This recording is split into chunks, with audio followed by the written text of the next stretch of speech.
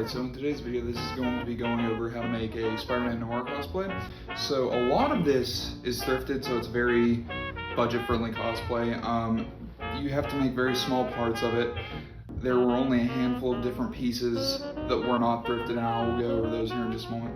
But a lot of this is going to be Charm or Goodwill source. All the rest has either just been owned, or I've just kind of came across it for free over the years.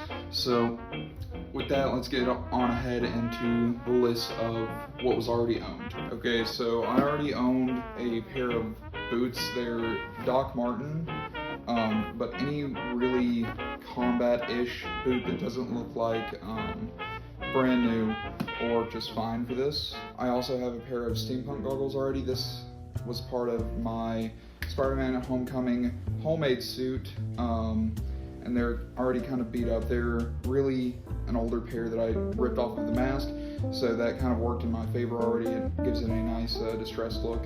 And really all it is there's sunglasses lenses in there, and then they have mesh over them, and it kind of gives a nice enough look.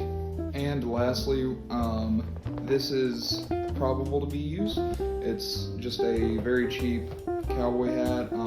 It's not a real one, it's very much gas station-esque. So hopefully we can kind of cut and shape this down to be a suitable fedora for it, and we will see how that goes. As for the thrifted stuff, the jacket was thrifted from Charm thrift stores a couple of years ago.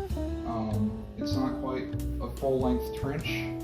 It is closer to a 3/4 or a duster jacket, and it's got very nice insides, some nice hidden pockets, and it's obviously not fully black and white, but this is kind of working with what I had, and I think it honestly looks better this way. It can button so that it looks more like a put-together detective vest.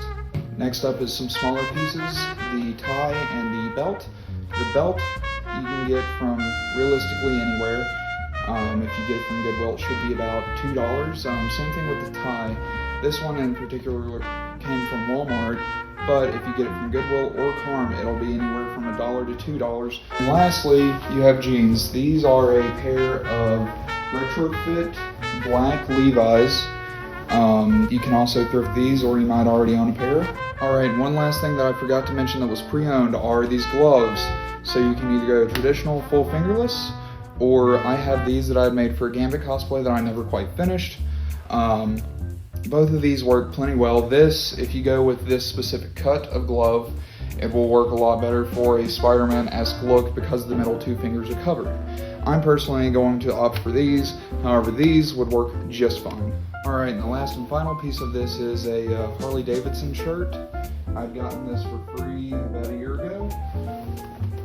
I just wanted to steer away from using too much black for it all blending in, and then I didn't want to use white. I feared that it would stand out too much.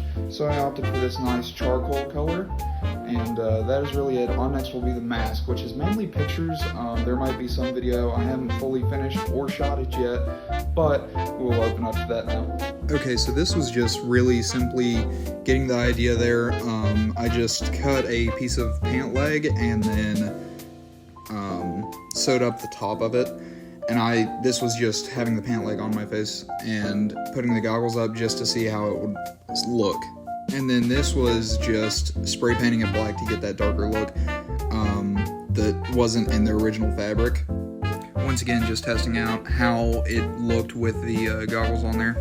And all of these next pictures are really just various stages of puffy painting the webs on.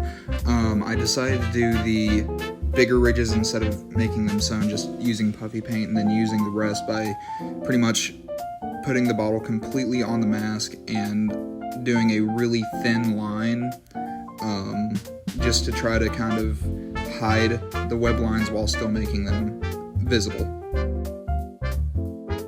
And this was a final test of just seeing how everything would kind of look once it was put together. And then this was just a super long process of trying to glue the goggles on. I started out with having a face shell underneath to kind of get the mask stretched, and just gluing down, key points of the goggles. And there's really just not a whole lot to say through here. This is all going to be, if you're making this on your own, you've got to kind of find your own placement.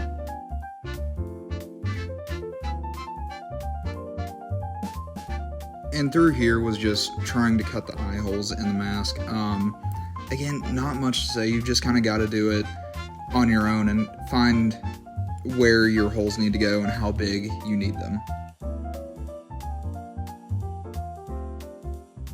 Okay, so as an update on the hat, all I essentially did was really trim the brim on it, and then I tried to like kind of manipulate the top of it as much as I could, kind of get it into fedora shape.